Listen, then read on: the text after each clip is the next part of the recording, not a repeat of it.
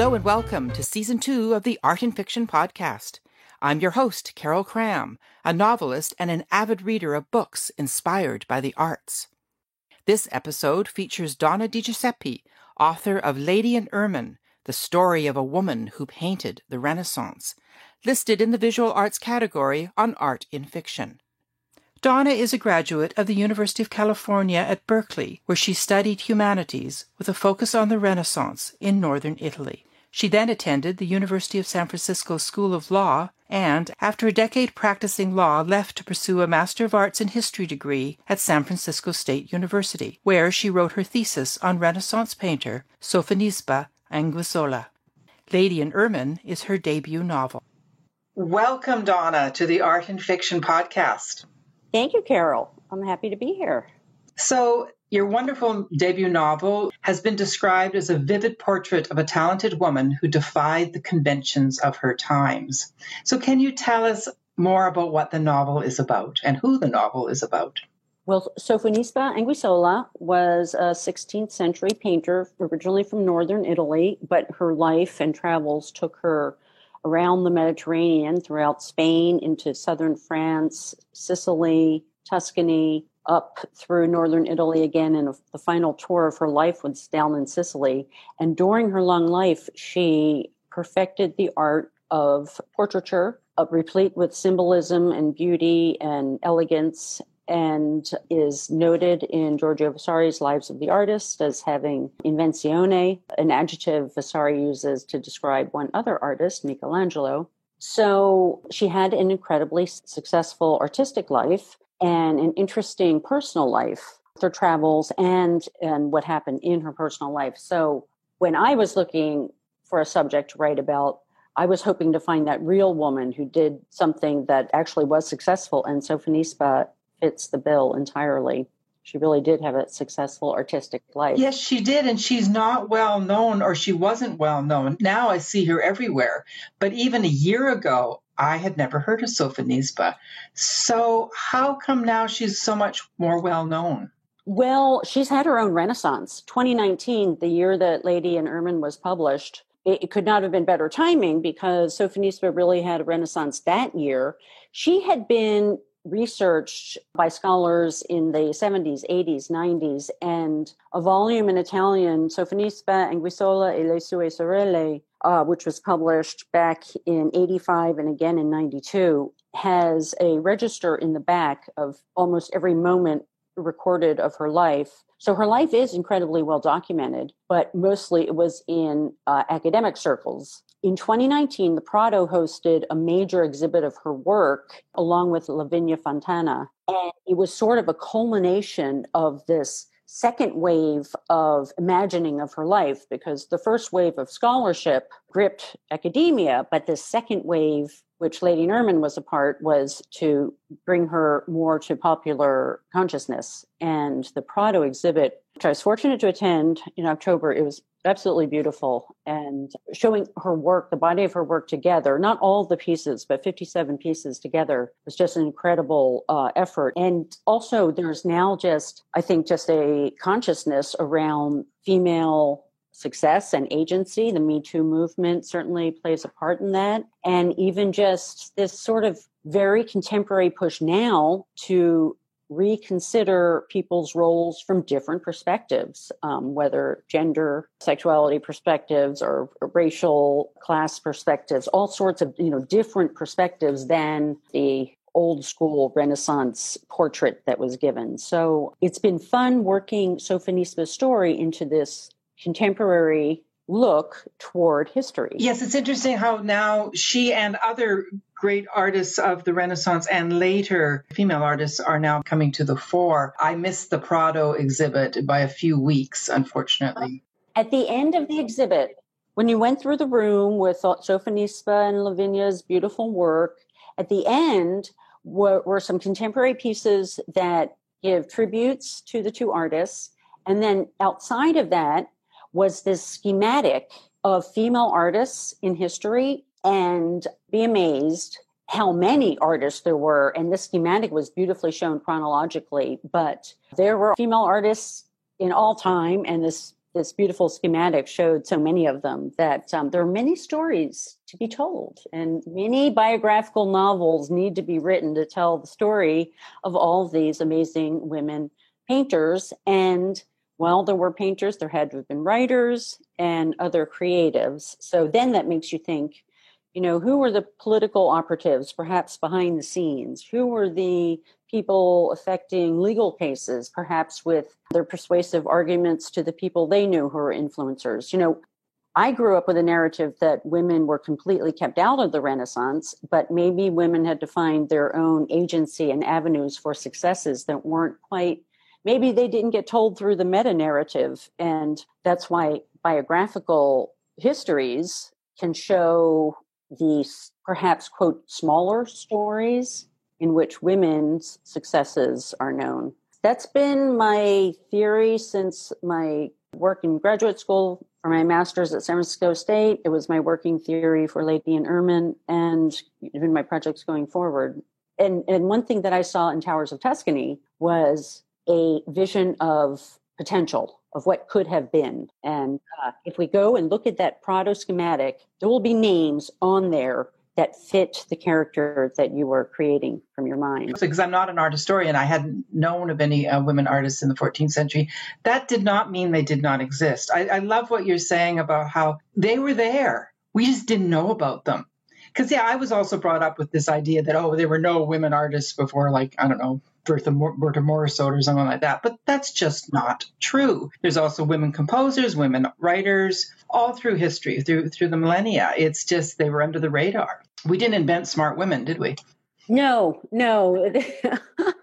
So Sophonisba's story was so compelling, but she's one of dozens and dozens of compelling, interesting, sexy, romantic, successful female histories. So why did you choose Sophonisba among many others? Well, I wanted to do Italy because of my Italian roots.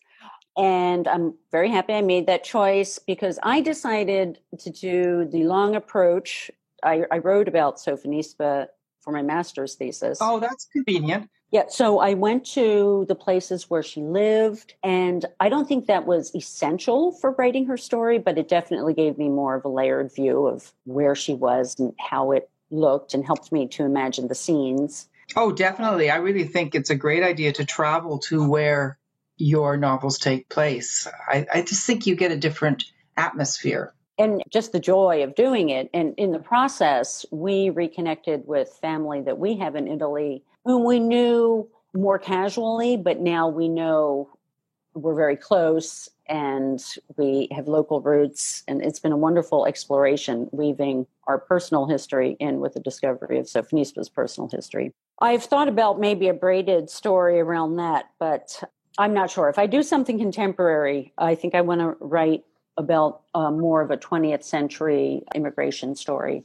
So just get back to why, Sophonisba, because she was Italian. I got that. But why else?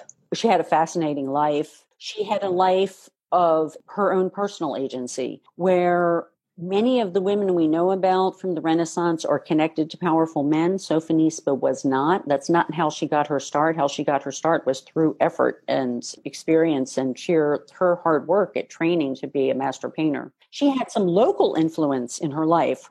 Her father had some diplomatic ties. He was a local, a town father, a decurion, and educated. He saw that his daughters and son were educated and trained in the arts. So she had the support of her family and some local nobility, but she didn't have big royal connections until the one she made. So I just really loved her story. Yes, it's fascinating. I've just so enjoyed reading it and how much of an influence she had in her own destiny, even though she was also constrained a lot, as were many people at the time, particularly women. But within the constraints, she did have agency, didn't she?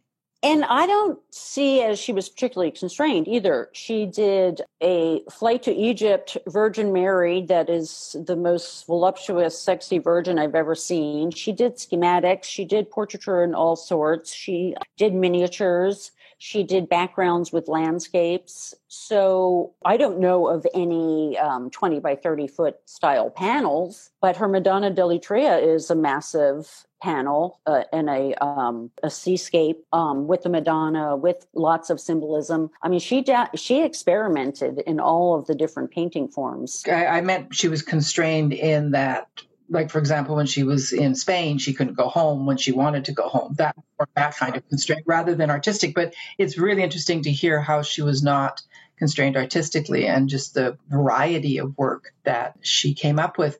And actually, you mentioned the word earlier that came in a lot in the novel is invenzione. Yes. Was that something that was particular to Sophonisba? And you also mentioned Michelangelo, or was that a general term? The word itself, I've had my Italian friends ask me about the word because I guess it really doesn't exist in modern Italian. I think Vasari is using Latin, although I'm not a linguist. And in the translation that I saw, it wasn't invenzione with a Z, it was with a T, inventione. I did the Z because that sounded more like a contemporary Italian word now. But it's a word drawn from Vasari's Lives of the Artists because he says that she makes her work seem truly alive and she shows great invention or invenzione. I interpret that as invention or inventiveness. He uses that word for her. He also uses that word for Michelangelo. I just find that so impressive that the big unique adjective he's giving her is a comp to the artist who is considered the greatest master of all time. So Giorgio Vasari's Lives of the Artists is like 5 volumes, and he may use that adjective for other artists as well. And I can't speak to that because I haven't read the whole 5 volumes back to back. He probably does use the word, but he's definitely drawing a connection before these two 16th century grandees. And given Sophonisba's connection with Michelangelo, with the letters and the boy bitten, it's wonderful to have this one word that sort of represents that connection that she she carved out with this great legendary painter. And when her father was writing to Michelangelo and when she was drawing for him, Michelangelo was elderly then. He was pretty much near his deathbed. So he had made his reputation. He already was legendary. So it was no small accomplishment that she got under his radar and his praise. I love that. I love that detail of her life. It just claims her success. And it's right there, published in Giorgio Vasari's Lives of the Artists. So it's not, a figment of a feminist imagination. It's recorded. I caught that right at the beginning that you mentioned the word invenzione in connection with Michelangelo and Sophonisba, and because I saw the word all the way through the novel, and I see that's wonderful. So I used it all throughout the novel as sort of a tribute to Sophonisba and a nod to the fact that she is in fact published in Lives of the Artist. It was part of my effort to credit Sophonisba's legacy, and I was trying to drive the point home. I received an email from a scholar on the East Coast who said that portraiture is not inventive and I overused the word. So people can agree to differ, but if you look at Sophonisba's Dominican Astronomer, where she signs her name upside down because she's attributing Leonardo's backward handwriting, and if you look at her Bernardino painting Sophonisba, I mean, there are so many ways in which Sophonisba uses portraiture inventively and creatively, which is why Giorgio Vasari says she makes figures come truly alive. So I just had to laugh that the scholar was telling a novelist that I'm overusing a word. It's just an adjective, and I'm writing a novel. So how can I be overusing that word, which I didn't make up? It's from Giorgio Vasari. So that word, maybe I do overuse it because I'm trying to tribute her legacy and really drive home the point that she's being comped by the greatest art historian of all time to Michelangelo. I actually really enjoyed that. I liked the way you did that and how you showed how invenzione relates to portraiture, which is not something I know a lot about. And she is considered one of the premier portraitists of the period. And what was it about her portraits that are so special? Well, Lombard and sometimes Lombard Venetian portraiture, 16th century, is its own class. And in Italian museums, you'll find entire rooms dedicated to just Lombard or Lombard and Venetian portraiture of 16th century. It's in the shadow of Leonardo da Vinci.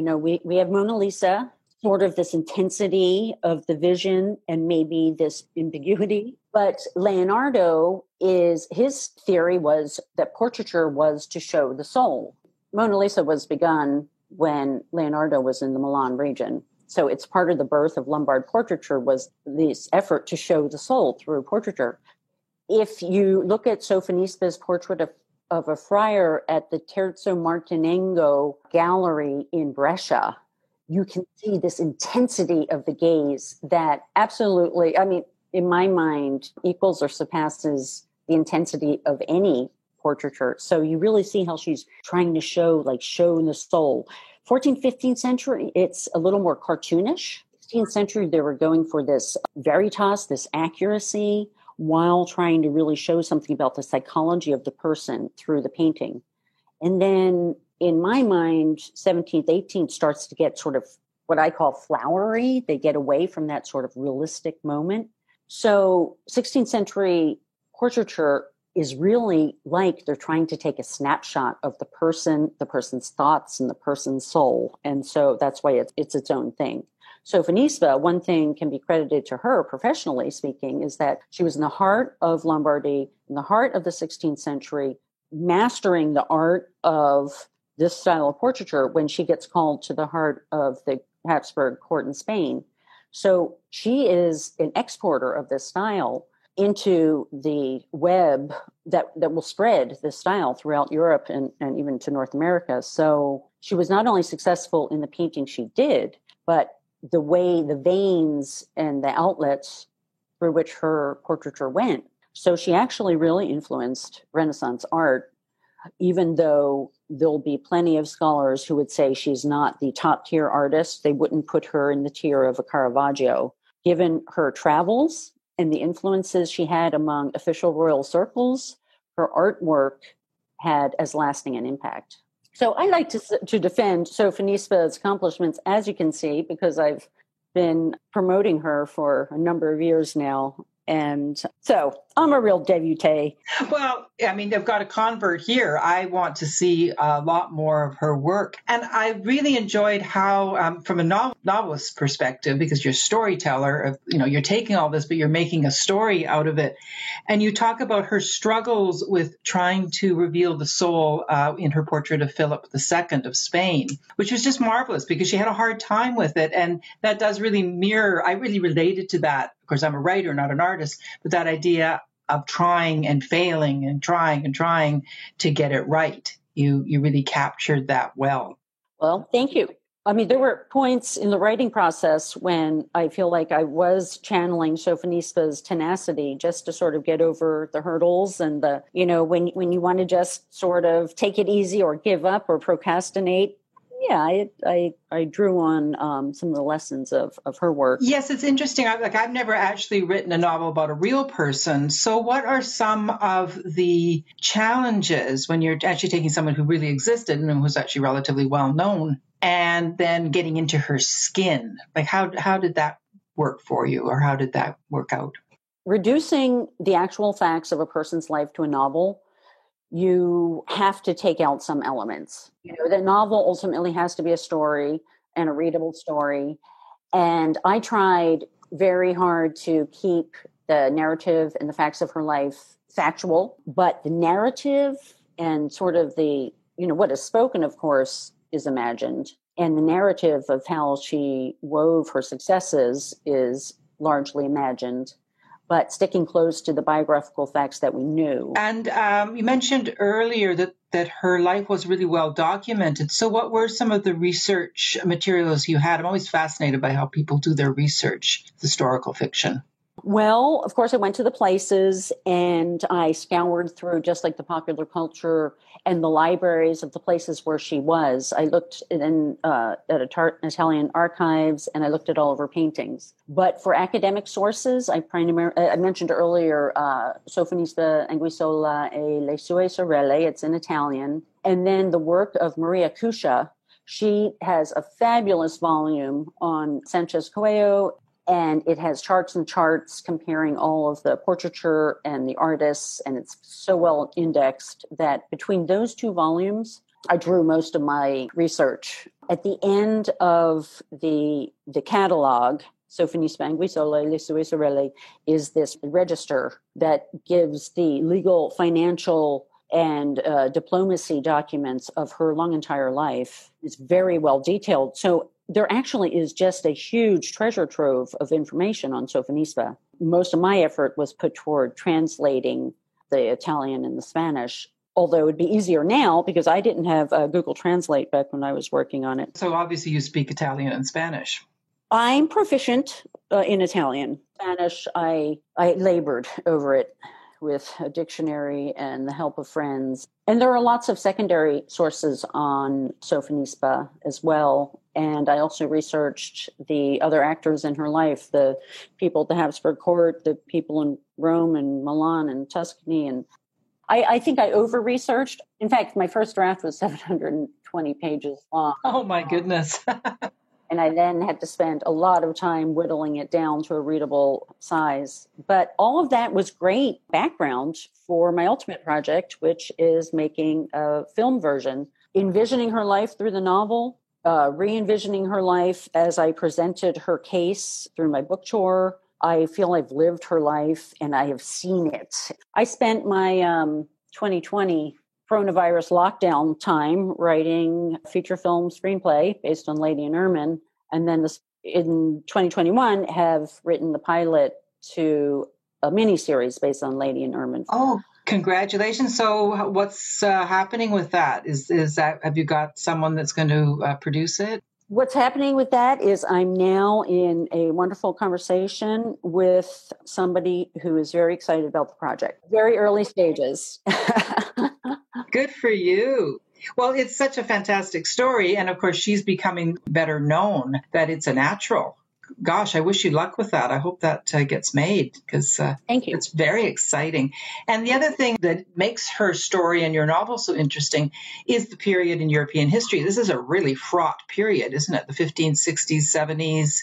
It's an interesting period as well because I didn't know until I read The Betrothed, I Promessi Sposi, that the large part of northern Italy was ruled by Spain for a long period of time. And prior to that was overseen by France for a long period of time. And France and Spain were at war for like 100 of years over various territory disputes, one of which involved Lombardy. So the administration of Lombardy changed from French to Spanish during the course of Sophonisba's parents' life. And then the Spanish solidified their reign during Sophonisba's life, which gave her the opportunity she had at the Spanish court. But I didn't know that, from my worldview growing up. So it was a piece of history that was interesting to me. I learned a lot as well. I thought I knew a fair bit about the 16th century, but not from the perspective of Italy and Spain as much. I think I tend to know it more from the English perspective.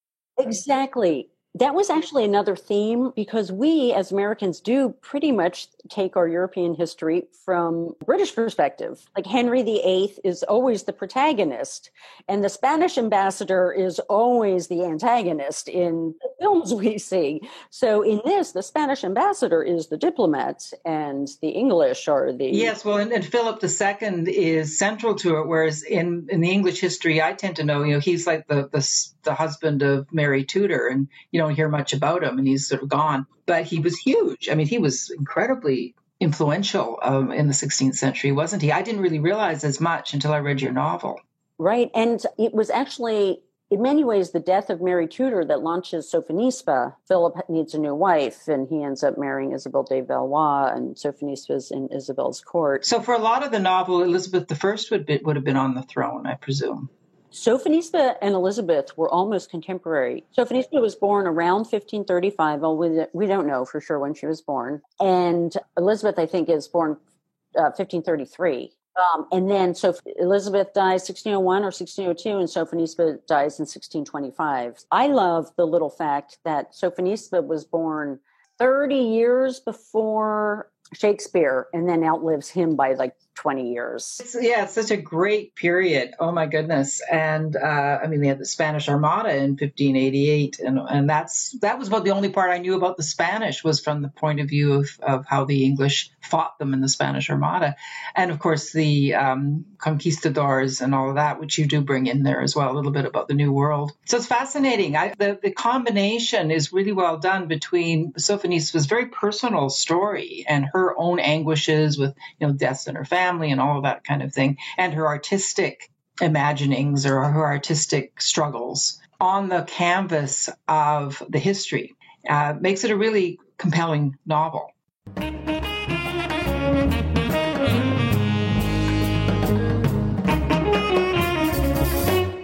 Time for a short break. I'm a huge fan of Pro Writing Aid.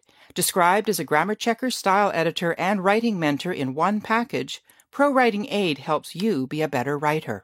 What I love is how the suggestions really help make me think about what I've written. The program does a lot more than just identify grammar and spelling errors. It provides 20 in-depth writing reports that highlight elements such as repetitiveness, vague wording, sentence length variation, use of passive voice, and a lot more. Follow the link in the show notes to receive 20% off a subscription to Pro Writing Aid. It's the best money you'll ever spend to improve your writing. And now, back to the show.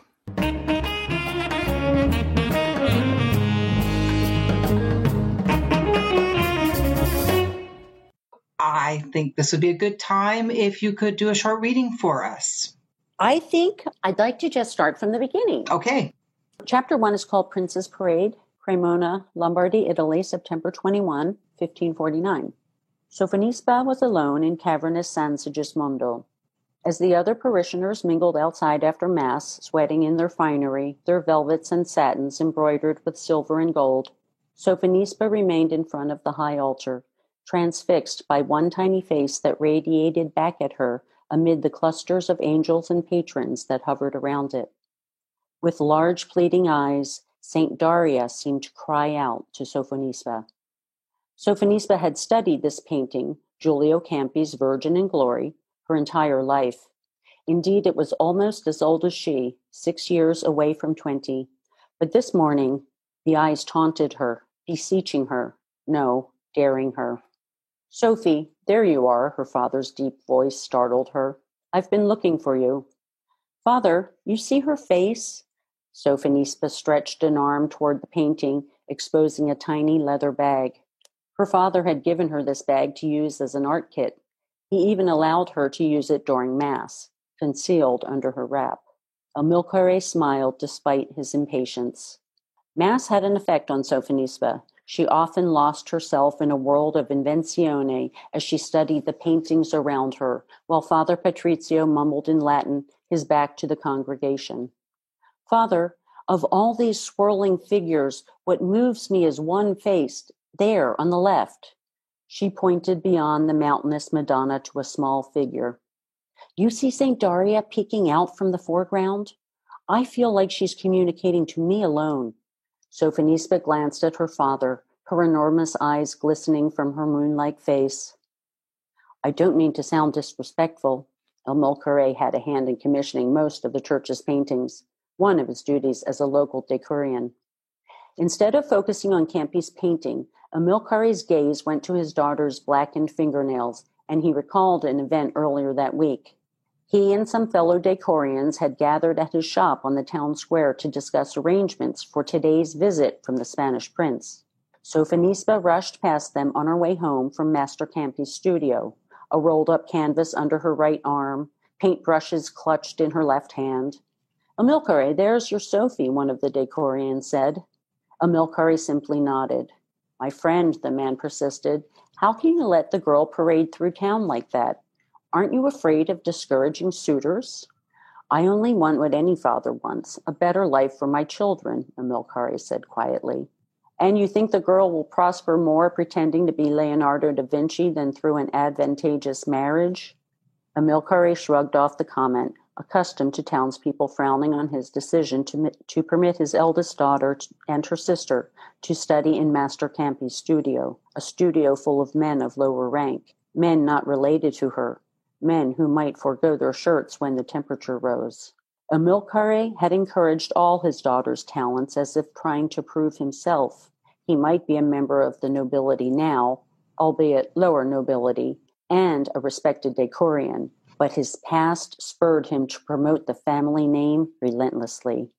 Father, Sophonisba said, drawing Amilcare's attention back to the painting, how can we see the soul of the Savior when he's overshadowed by the crowd of angels that surround him?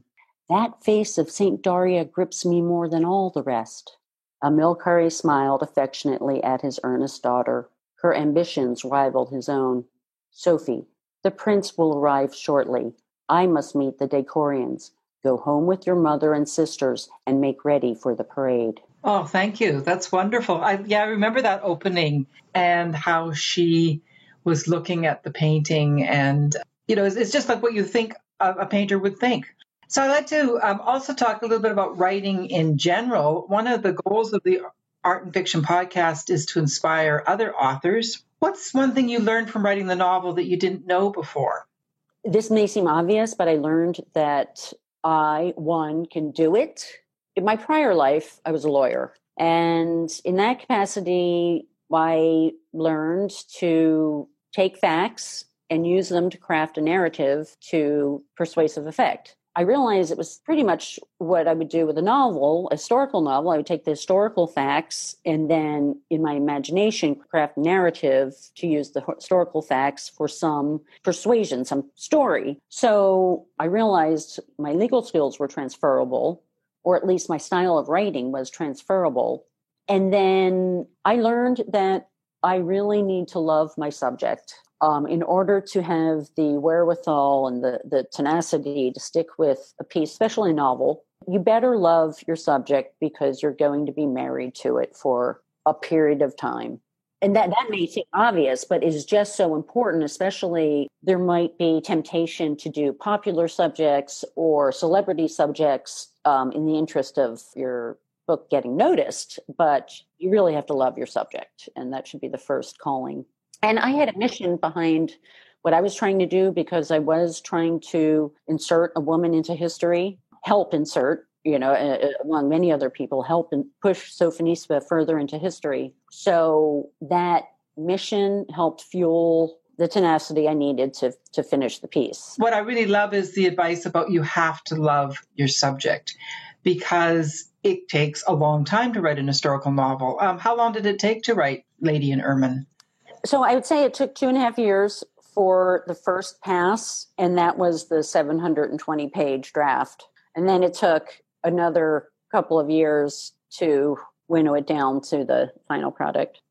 It's like wine, isn't it? There's a lot of time that actually just has to sit there that you think that you should be working, but actually, even if you're not working, you're working in that the novel's sitting there and it's in your head and you're thinking about it. So yeah, it's an interesting process.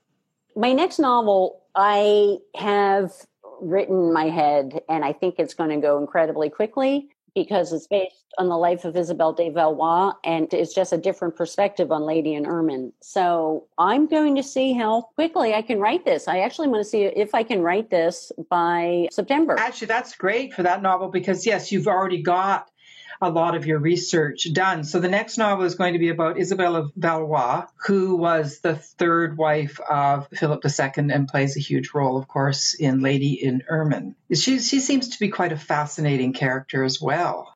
Yes, I really grew to love her, getting to know her. And so I wanted to write about a woman of success, not a woman of royalty. And yet I grew to love Isabelle de Valois enough that now she's the next novel I want to write, contrary to my original, intentions. But she also, though, is a layered view on Sophonisba, which is why I want to write it. Oh, that'll be a wonderful sequel. And Isabelle de Valois was the daughter of Catherine of Medici, right? Yes. And I love that circle, the way, Sophonisba has connections to the Medici from her roots, from her time at court, and then from her time after court. And she is such a Forrest Gump of the 16th century, just always on the back wall of the main historical events. I love that you say she's the Forrest Gump of the 16th century. That is true. She does happen to be around at a lot of different times, a lot of important seminal things that happened. What a great person that you chose for your debut novel, because not only is she a great artist, as we've said, she is a wonderful reflection of the historical period, a fascinating historical period. So you mentioned to me in an email that you've just completed the audiobook. So is that out now, or how can we get it? Yes, Tantor Media produced it, and it's out now on the normal venues. I love audiobooks. I've really gotten into them lately because of doing art and fiction and interviewing so many authors. I don't have time to read everything, so I often will download their books on audiobook and then go for a walk.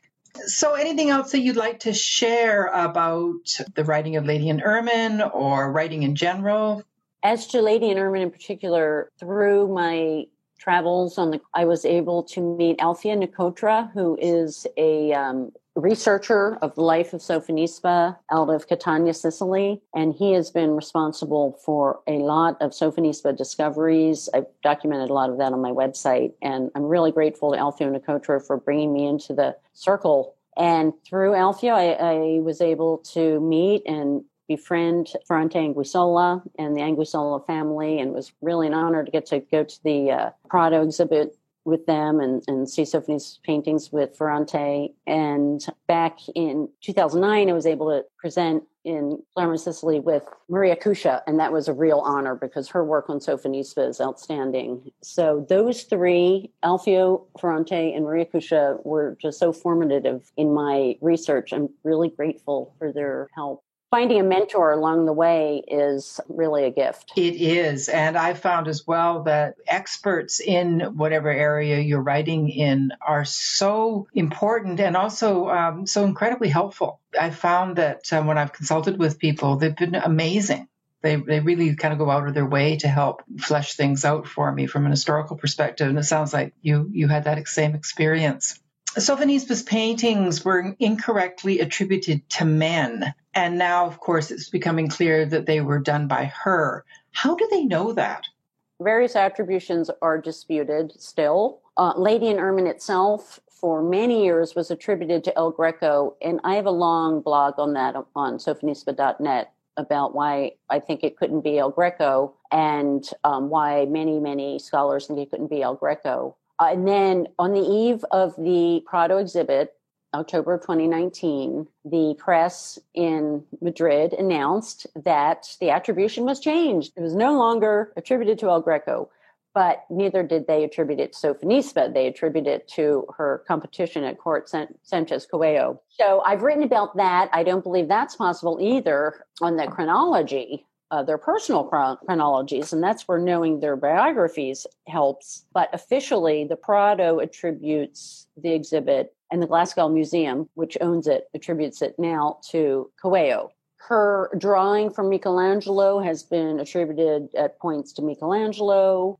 Various of her paintings have been attributed to various different artists, but some of those paintings have been put under microscopes and looked at that way. Some of them are the stylistic comparisons and some of it just documentary evidence. I have not been the scientist to find a painting to make an attribution. I rely on the work of others. And as I mentioned, I follow the work of Maria Cuscia. So where her attributions are different from, say, the Prados, I'm going with Maria Cuscia because I had such profound respect working with her. But I don't think we can know with absolute certainty all of the paintings. Because, of course, people did not necessarily sign their work in those days. But she did sign a lot of her early work when she was in Lombardy, definitely less so in her court portraiture. But I love her signature on the Dominican astronomer because he is signing a document with a quill. But when you look closely, what he is signing is the name Sophonisba Anguissola. But he's signing it upside down. Wow. Which is so interesting. And she writes the date right in on the page. It's like March 3rd, 1556. And so she's writing her presence right into the painting. which I think shows her invenzione. Yes, very much so. Thank you so much, Donna, for talking to us today about your wonderful debut novel, Lady in Ermine. It's been such a pleasure to learn all about Sofonisba Anguissola. Well, thank you, Carol. It's been lovely chatting with you, and I loved your book as well. And I'm really looking forward to future episodes from Art in Fiction. I've been speaking with Donna DiGiuseppe, author of Lady in Ermine, listed in the visual arts category on Art in Fiction at www.artinfiction.com. Be sure to check the show notes for links to Donna's website at www.sofonisba.net. You'll also find the link to a 20% discount on a subscription to Pro Writing Aid, a fantastic editing tool for writers. Please follow Art in Fiction on Twitter and Facebook, and subscribe to the Art in Fiction podcast, and give it a positive review or rating wherever you get your podcasts. Thanks so much for listening.